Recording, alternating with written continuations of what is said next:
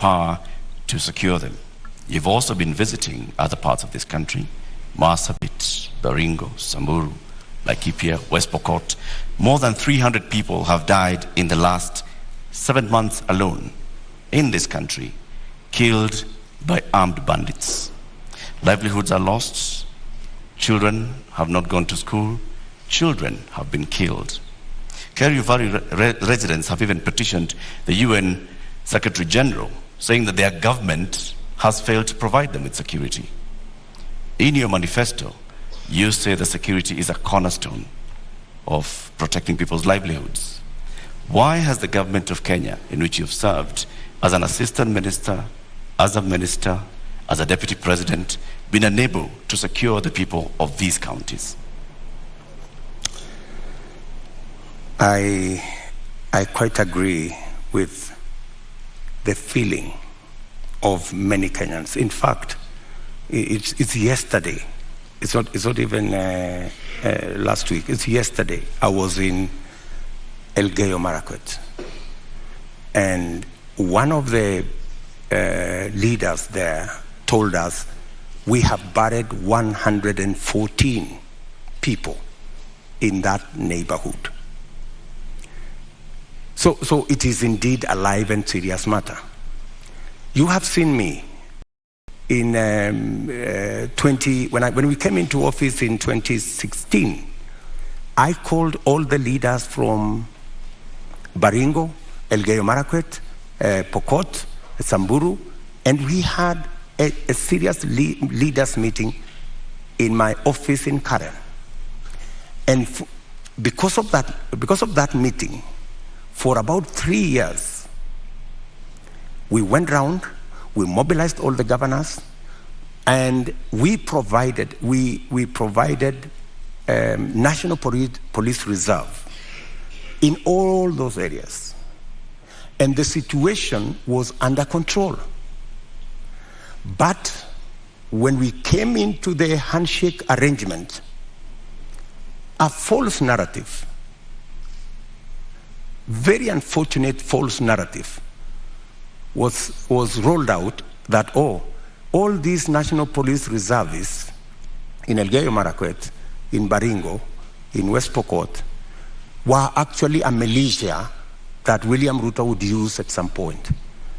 And all the National Police Reserve were withdrawn.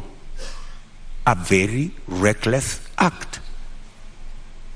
And with the withdrawal of the National Police Reserve, the situation went south. And that is why I was saying yesterday in Elgeyo Marakwet that we will do whatever it takes. And today,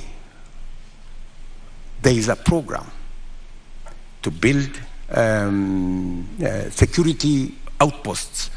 And I'm saying, whatever it takes, even if it means bringing the military and military installations to support the police in some of these areas. In fact, you just reminded me, yesterday I overflew a huge tract of land where 3 years ago I was standing there and it was all maize. Yesterday, they haven't planted there for the last 3 years because of insecurity. So insecurity is not only causing our children not to be in school, it is causing starvation, it is causing death. Yet people want to treat it casually. But Honorable let me tell you, let me just allow in the last 3 years, Mr. Deputy President, you have not spoken out about the issue in Kerio Valley. You have not said anything about the killings that have been taking place, like they told you, 150 people buried this year. You spoke about it only yesterday. Where have you been in the last 6 months? I have always been there. In fact, if you go and ask those people in those regions, I have always been present. We have buried many of those people with our own money. We've taken many of those people to hospital with our own money. I have deployed my personal resources to deal with that situation because I know it was a political it was a political agenda. You know, the withdrawal of the National Police Reserve was really an unfortunate act. But because it was intended to punish William Ruto, you know, never mind that many people lost their lives, is a real tragedy. But that is the nature of our politics in Kenya. Honorable Ruto, unfortunately. Honorable Ruto, you're saying that was done to punish you? What other explanation would you have? You go withdraw security personnel in the whole of that whole region, you know, you subject people to... How would that punish you, Honorable Ruto? Because I am the one who had led the whole, in fact, I am the one who had taken charge. In fact, I was there every 2 weeks in that region. I was there every 2 weeks. I am the one who mobilized the resources. I am the one who mobilized the security men, the identification of the National Police Service. And so it looked like it was about me. It was never about me. Did you mobilize those resources on a personal basis or as Deputy President? As Deputy President. So why would your government punish the Deputy President? You live in Kenya, my good friends. And I am failing to understand it, sir. And you know... Are you telling the people of Kerio Valley that 150 of them have been buried this year alone just because a government is punishing the Deputy President? Not just that. The Kimwarer and the Aror dams were cancelled intentionally to punish my supporters. That's it. We will come to that, sir. You, as the Deputy President, consume intelligence reports. Tell us, over the last 30 years, what is it that has led to this continuous cycle of violence in Kerio Valley, in Baringo, in Samburu, in West Pokot, even going as far as Marsabit County? What causes this, and what will you do, knowing the intelligence that you have? The biggest contributor to the situation we have in those regions is competition for resources, competition for water, competition for pasture, general matters of education, and precisely the reason why we had a plan on Radat Dam to provide the water for the whole of that belt.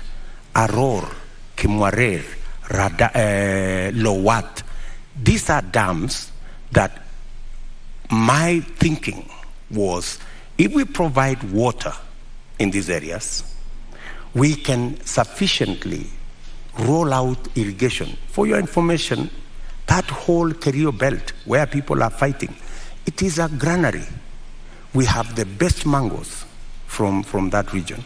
We have very good soya that can be grown in that region. The only impediment is water, access to water. And there are enough rivers to be tapped. My solution to the whole of that region is twofold. Let us provide water for livestock. Let us provide water for irrigation. And let us get schools developed, as well as making sure that we provide road infrastructure.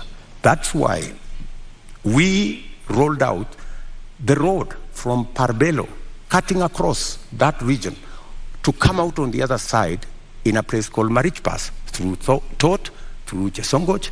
And now there was also the road that was supposed to connect Kapedo from the other side of Turkana coming to Nakuru.